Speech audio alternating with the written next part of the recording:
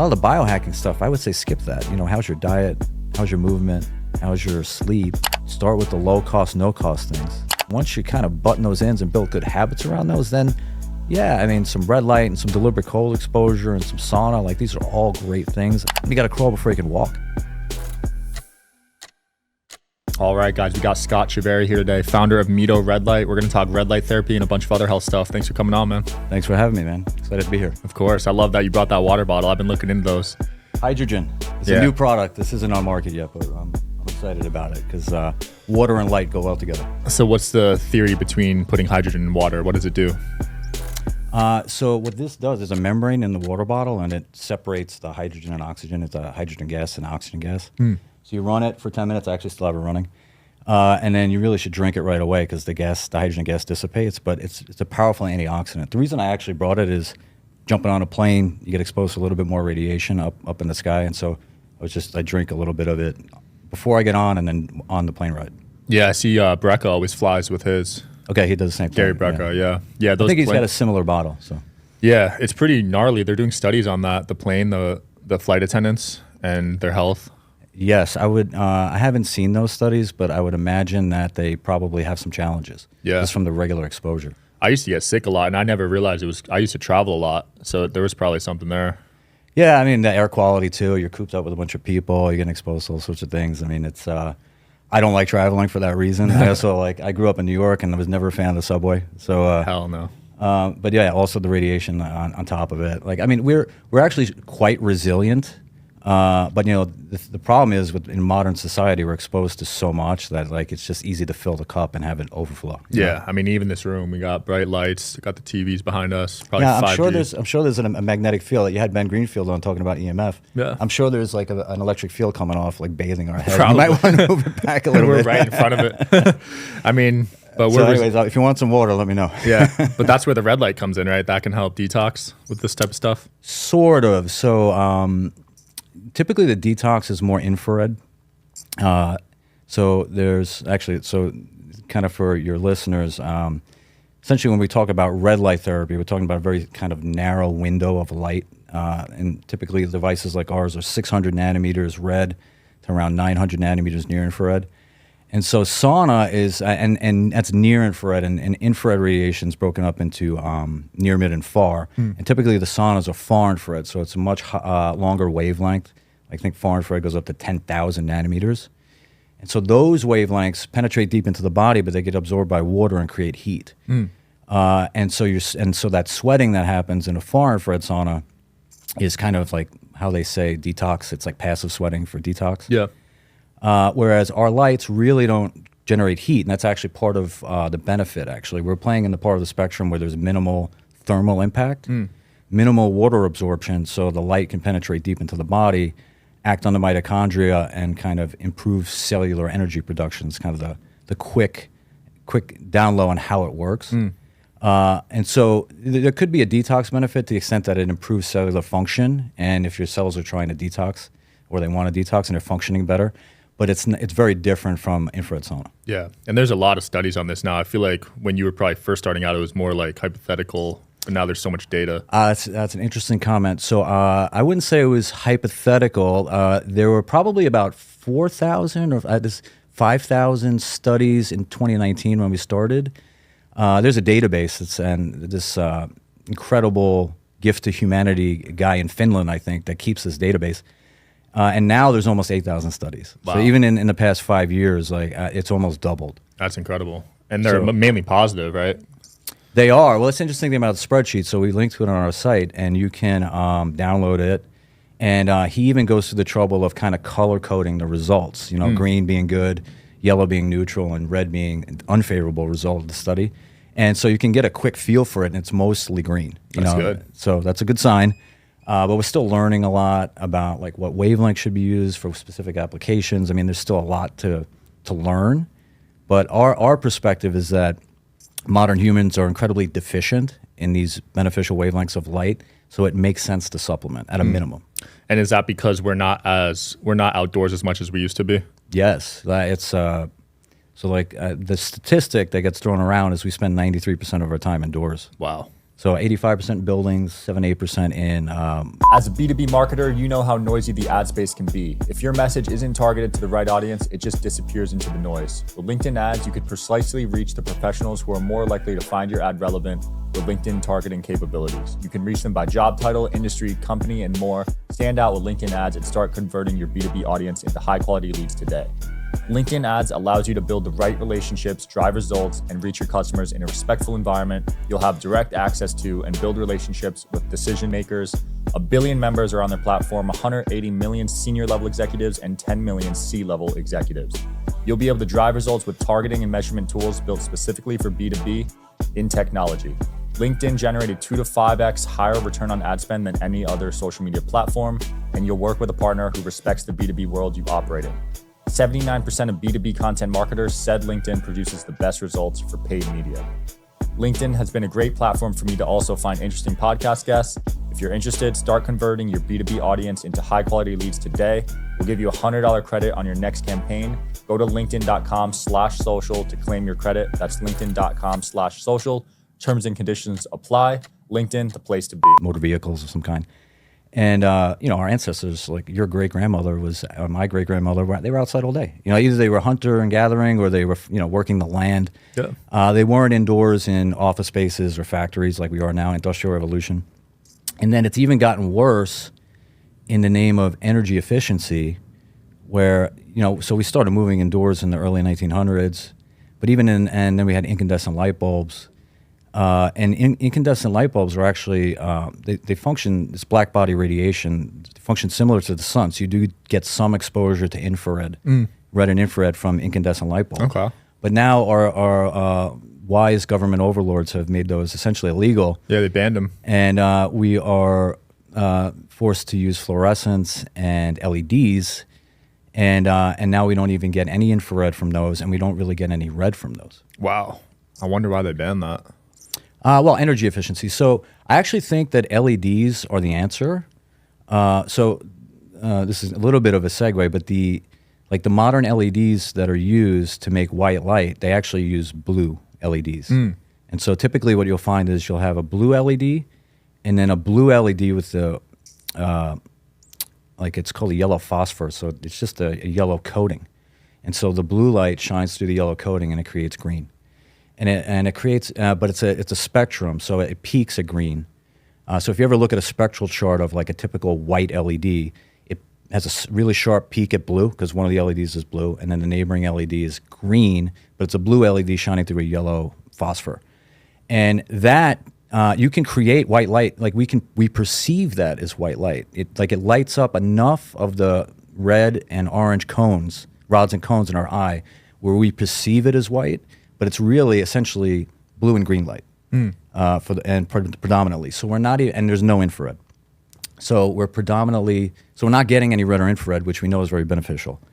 And but it's super energy efficient. So my perspective is that we can solve that problem by mindfully using LEDs to add in other parts of the spectrum that are more congruent with our biology. Right? So you can do that by supplementing with a really powerful light like we sell. Or really where the ambient lighting industry needs to go is just adding in a couple of, maybe add in some red, maybe add in even some infrared LEDs, which sounds, at first pass, it sounds kind of ridiculous to add in infrared light, or an invisible light, because infrared is invisible, into a visible light. But not when you think about how it's impacting our biology and the fact that we would be getting this all day long from the sun. Right. So that's another thing on my to-do list in the next 40 years is to help solve that problem. And I think, and we have the technology to do it. And again, so incandescents are very energy inefficient. LEDs are super energy efficient. So but to solve the problem of modern LED lighting, we just need more LEDs, just at different parts of the spectrum. Yeah. So right now, are they emitting blue light? Yes, primarily blue and green. And blue light is, it's not the best, right? From what I've read. So I think all spectrum of light are important. That's I always, same thing with the diet. Talk to one guy, fats are bad. Talk to another guy, carbs are bad. Yeah. No, none of them are bad. It's just it's context, right? And so blue light, it's context. Midday, you want blue light. It's telling your brain that it's noon. Okay. Right. But you don't want blue light at 6 p.m. You know, you really want more red, and then you just want to mimic nature, essentially. So sun sets, the sky turns orange and red. That's because those longer wavelengths of light can make it through the atmosphere and scatter in the atmosphere. But there's no blue at that point. The shorter wavelengths get filtered out. And that's how your body knows that, okay, it's 6 p.m. and it's time to start winding down, time to start producing melatonin, get ready for bed in a couple of hours. And when we look at our phone, or we look at a television set or a computer screen, or have a bright white LED light on, which is really blue and green light, you're just messing that up. It's tough to sleep if you're on those devices in your bed.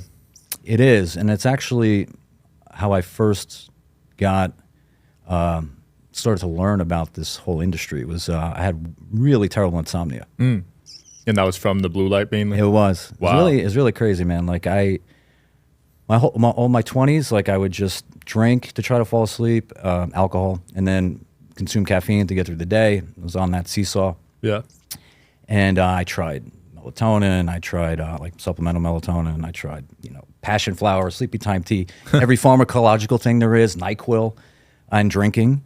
And none of it solved the problem. And then when I put on a pair of essentially laser goggles, which were red, that filtered out the blue and green light. Yeah.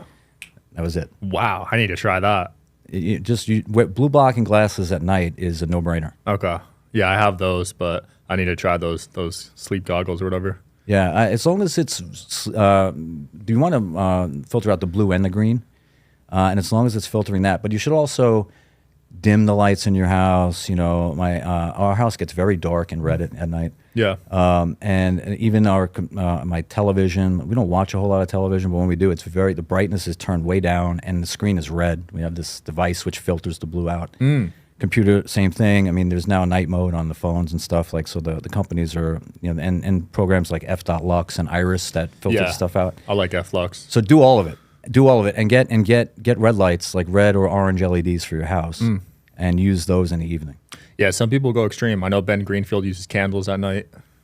Yeah, and that, again, like, that's just hearkening back to not that long ago, right? Like, in like the human evolutionary timeline, 150 years ago is a blip, right? So 150 years and before, I mean, all we had for light in the evening was fire. Wow. And moonlight.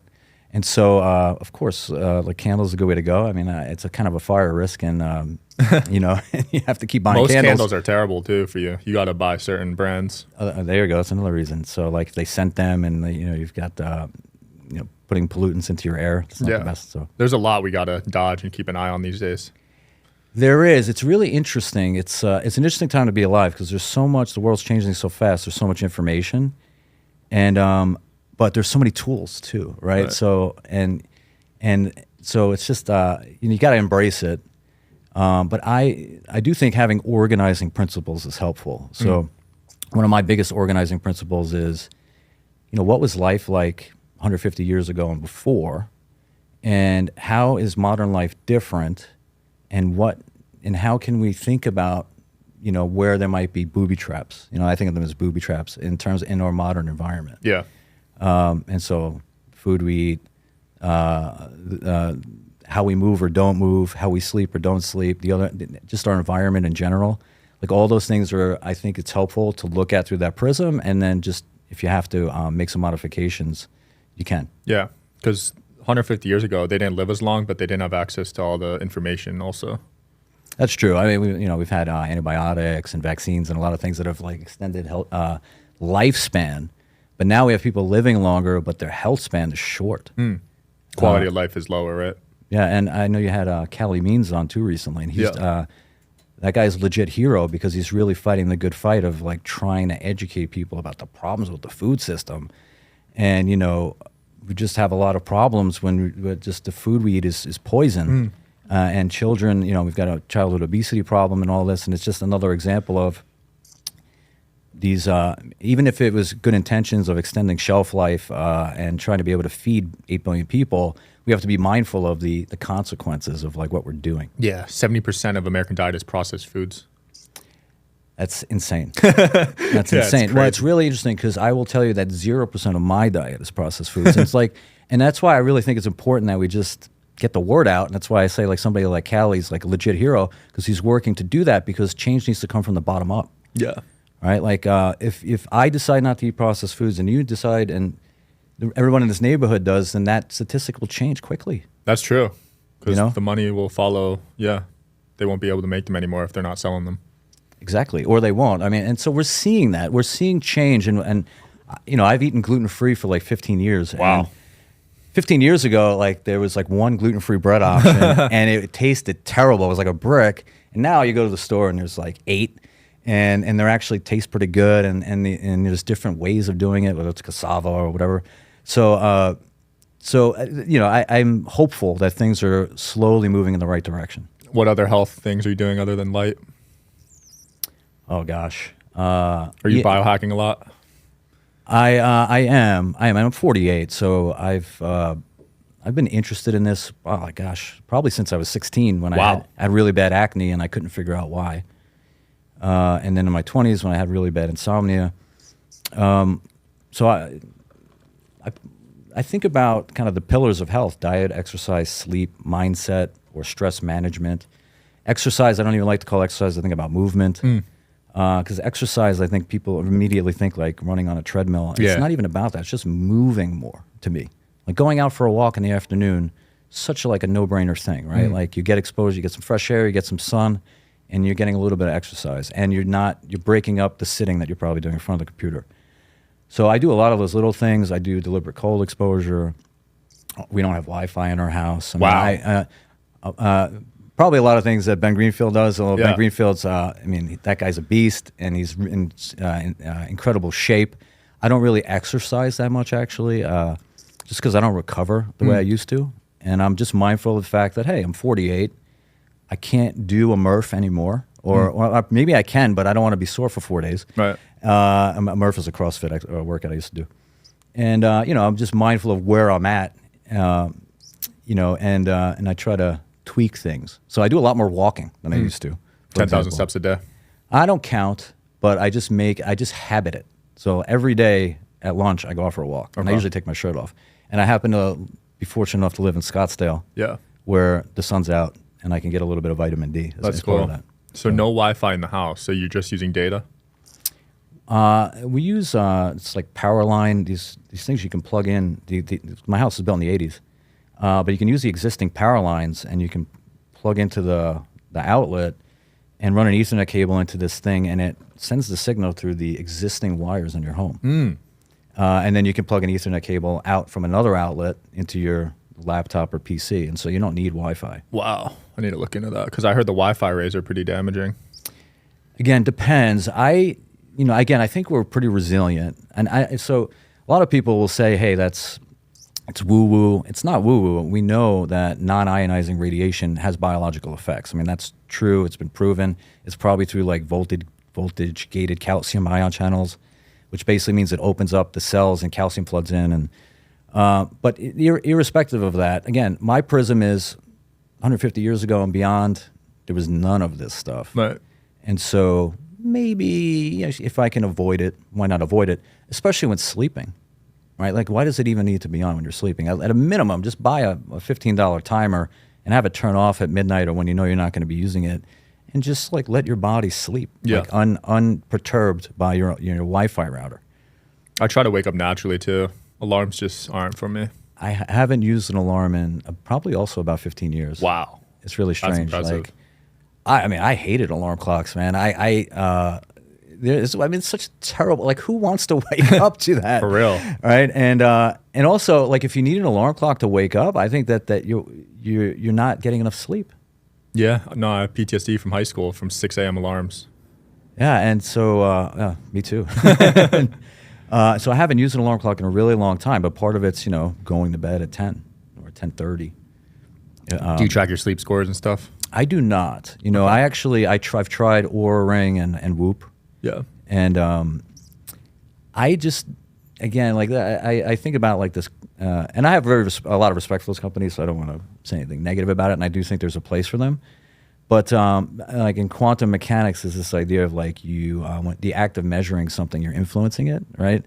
And when I used to wear my Aura ring, I used to play with it. I never got comfortable. And I'm like, I'm wearing this to track my sleep, and it's messing up my sleep. You know? Yeah. And like the Whoop, I don't know, like if that's. I think probably now they make them where you can disable the Bluetooth, but I don't want to be exposed to that stuff.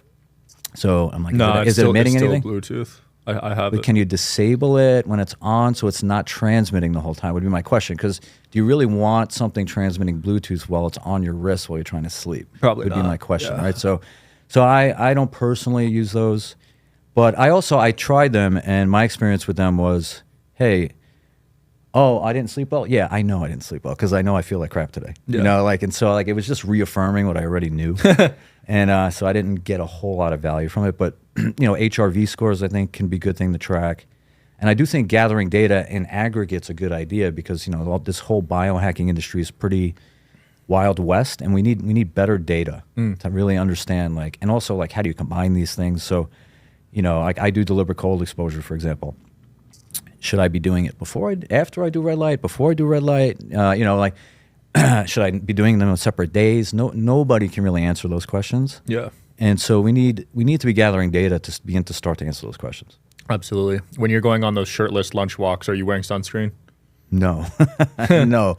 Again, vitamin D is super important. My son is a cancer survivor, and I remember going to a cancer conference in 2017, and I remember the talk, the person speaking from Sloan Kettering saying that 85% or 80 to 85% of pediatric cancer patients, when they're diagnosed, are vitamin D deficient. Now, is that because cancer somehow depletes your vitamin D, or is it because low vitamin D is somehow causal in the cancering process? I don't know exactly. Probably, if I had to guess, I'd say probably a little both. But I've been mindful of vitamin D even before that, frankly. But we know it's super important for immune health, and it modulates something like 2,000 genes. So I don't wear sunscreen, period. If I want to protect myself from the sun, I'll wear a hat. If I know I'm going to be out, let's say I'm going to go to a festival and I want to be out in the sun for 4 or 5 hours, I'll wear a hat, and I might wear sunglasses if I know it's going to be a long time. But if I just, my 10, 15-minute walk, shirt off, no sunscreen, I want those rays. Yeah. I just think it's ironic how they made it to defend yourself from sun, and now some of them are being proven to cause cancer. It's unfortunate, and I really, part of how I moved to Phoenix in 2013 because I wanted more sun. I lived in Rochester, New York, and it's gray all year round, and the winters suck. And my wife was like, "We got to get out of here." So I took a job and moved to Phoenix because of the sun. I was moving to the sun, and it's really unfortunate. We just take things too far, and we don't really have context when we have these types of conversations. Excessive UVA exposure, burning the skin repeatedly increases melanoma risk. Got it. But hiding from the sun is very, very problematic. Right. The sun is so pivotal to health. And so we want moderate amounts of sun exposure, but yes, don't burn. But we've just, sometimes these conversations are so narrow in scope, and we take things way too far. And then, slathering sunscreen on, and I'm not saying that sunscreen is necessarily a bad idea. If I go to Mexico and I'm going to be on the beach all day, I put some under my eyes, my nose, where I know I'm going to get a lot of sun. Sometimes I'll put some on my shoulders, fine. But what's in the sunscreen? Right. Take that extra step and really think about, what you're putting on your body, because what you put on your skin actually gets absorbed. Yeah. I think these big companies are really good at tapping into your emotions. I used to use mouthwash every day. I used to use toothpaste with fluoride every day, thinking it was healthy. Yeah. And little did I know. Again, organizing principles. So, did cavemen brush their teeth? And it's interesting to kind of challenge, just think about that for a second and say, well, okay, well, how do we translate that, or maybe, or challenge the orthodoxy, the conventional thinking? Cavemen didn't use sunscreen, right, obviously. Yeah. So, mouthwash, destroying the beneficial flora in your mouth, is that a good thing? There's better ways to do it, and that's why I'm actually excited about where we're at, because there's a lot of cool products coming out that they're actually on the dental sphere. Huberman actually did a great talk on this, but they're encouraging the beneficial microflora in your mouth, the oral microbiome, rather than just like carpet bombing it with alcohol and just trying to kill everything, right? Yeah. And then, so we're getting there, man. I think the change is happening. It's happening slow. I mean, we're all a part of that, right? And, one of the reasons I'm here is because I feel kind of a responsibility at this point to share whatever it is that my experiences, whatever it is that I've learned, so that that change can happen from the bottom up. Right. So do you think red light's an affordable option? Do you think being healthy in general is affordable? Like, do you know how much you spend per year on health? I spend a lot, but it's an interesting dynamic, right? So I got serious about my health maybe in my early 30s. Stopped the drinking and started learning about diet, and my life got so much better. Right? Like I would struggle to get through the day, and so that's where I do take issue with some of these influencers and these people that are like, oh, you just need to suffer more. It's like, oh man, I'm struggling to get through the day. I don't need to suffer more. I need to figure out like how to get through the day, right? And so, but the reason I give that perspective is that when I actually made small changes to make myself feel better and have more energy and vitality and better health, then my economic situation got better. I mean, I perform better at work, and then I get promoted, and then I have more responsibility, and then start a business, and the business is successful, and so you can create an upward spiral that I think starts with your health. So yeah, it can be expensive, but start by making small changes. Skip the donut and eat an apple instead. It's not that expensive. Rice and beans is a staple. It's real food, not that expensive. Buy a water filter. One-time small investment, not that expensive. Going for a walk is free. So you can do a lot of these things without having to spend a lot of money. And then as you get more health and vitality, you'll engage better in the world. And likely your circumstances will improve because of that, financial and otherwise, relationships, all of that stuff. Yep.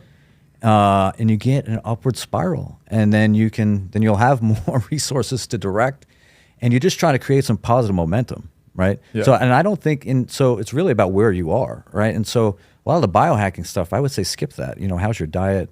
How's your movement? How's your sleep? Start with the low cost, no cost things.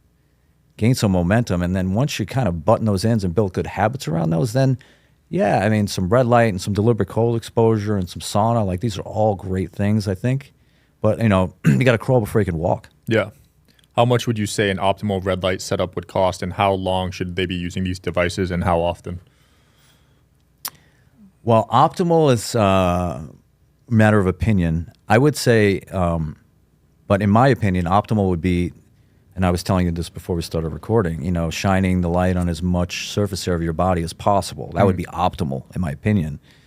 So a bed, but you don't necessarily need a bed. We have giant panels that we offer. But, you start small. Even a tabletop panel, which is, what we sell most of because people like to use it on their face for their skin. Yeah. Is better than nothing. And again, high probability you're deficient in red and near infrared light. So figuring out ways to get that back into your life, even if it's something small, is a good start. And something like that, we've got panels that are $250. And they're LEDs. They last forever, right? And so it's like a one-time investment, and you're going to use the thing for years. Yeah. And then, and if you like it, then I would suggest considering expanding and really trying to illuminate your whole body would be ideal. Okay. And how long should they be using it? Is it an everyday type of thing too? I personally do it 5 to 6 times a week. Wow. Because I just think, and I'm very mindful of this. I go out for my afternoon walks, but I'm still inside almost all the time. And so I feel like I need it, and I just feel better when I'm using it regularly. Usually we say minimum 3 times a week. I mean, some of the studies in the literature, it's pretty crazy. There was a TBI study, and they just used the light, and it was veterans. Like they were studying TBI in veterans 3 times a week for 6 weeks, and they saw benefits in not just the TBI symptoms, but PTSD. I guess they were sleeping better or whatever. So I don't know that it needs to be a lot, and really it depends on where you are too. If If you have other health challenges and you're not used to it, I would say start kind of low and work your way up. But personally, I'm at a 5 to 6 day a week, and I love it. Wow. And I miss it when I don't use it. You could feel it? I do, and I definitely notice it in my sleep. Wow. I flew here yesterday, and I made sure, and I went into the office, and I used it, at like 10:30 in the morning, and I got on the plane, and then I fly back today, and I'm going to go right to the office and use it when I get home, when I get back this afternoon. So, yeah, I love it. I mean, but I'm super spoiled and super blessed that I have a bed, and I've got giant panels in my house, and it's very accessible for me. But if you have finances are a challenge, I would just say start small.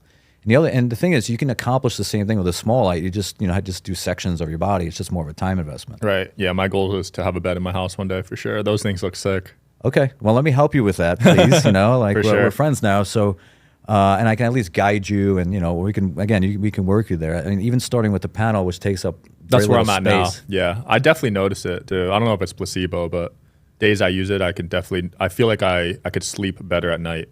It's interesting. I mean, that's the number one piece of feedback that we get is better sleep. And even, I had a friend in Scottsdale, and he's just like, he didn't really know anything about it. And so I just gave him a light, like a tabletop light. I mean, just try it. And then a couple of weeks, he's like, man, I got to tell you, I'm sleeping so much better. And I was actually shocked because it's a small light. I'm thinking, if you really want to influence sleep, you probably really want to illuminate the entire body and get all the, I think the mechanism is increased melatonin. And there's some data, some papers published a few years ago, and they're talking about how 95% of the melatonin in your body is actually made inside the cells when they're exposed to infrared radiation from the sun. Wow. Right? And so again, our ancestors were outside all day.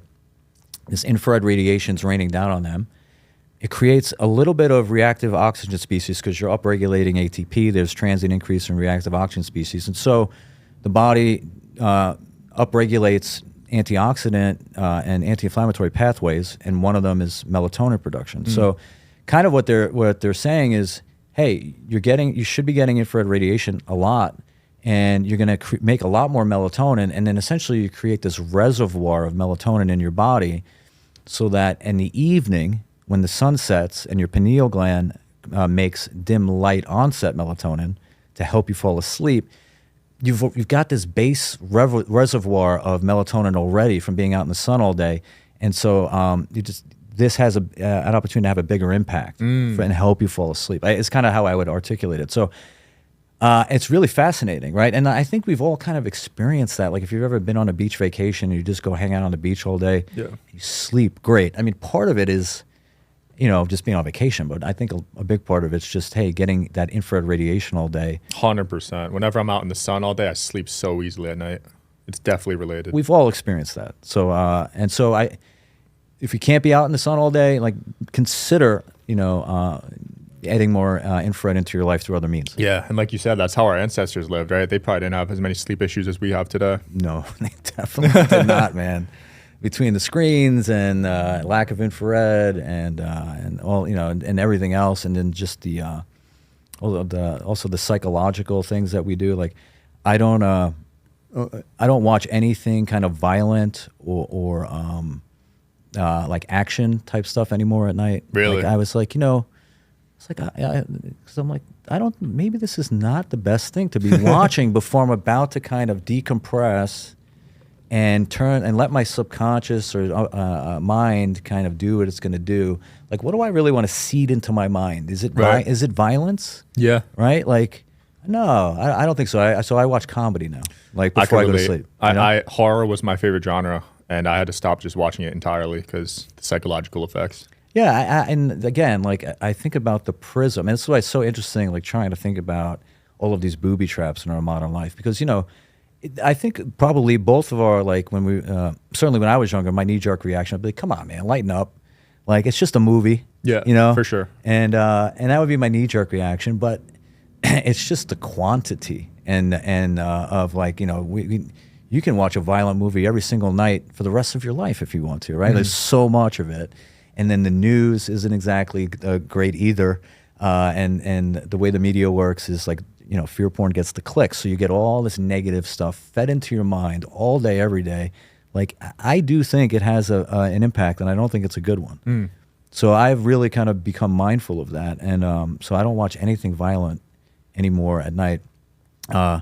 And I would say that it's hard for me to quantify this, but I think it's benefited me. I agree for sure. We'll end off with hair stuff because there's some studies now on red light with hair growth, right?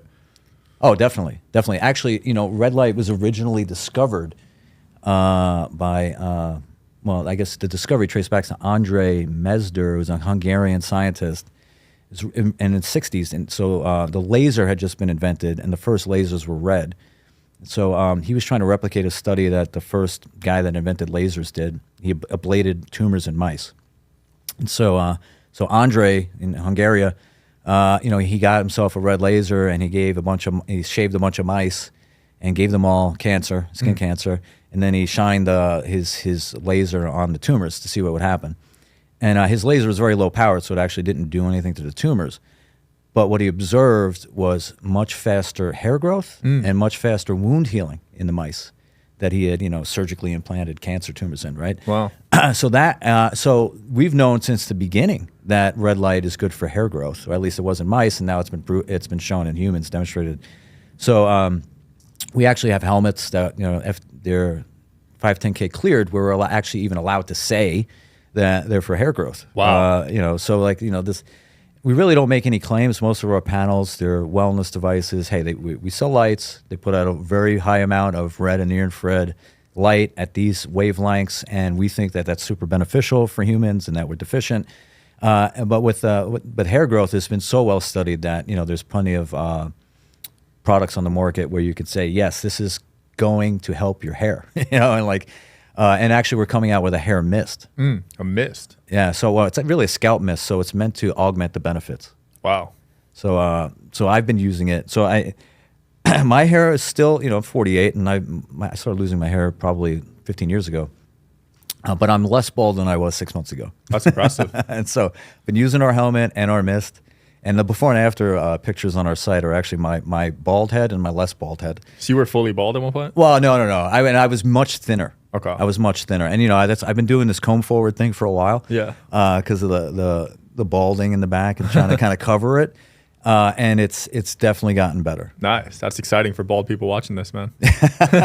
Yeah. Well, hair loss is tricky, and I do think if you're Telly Savalas, I don't know if it's gonna. Telly Savalas is an old.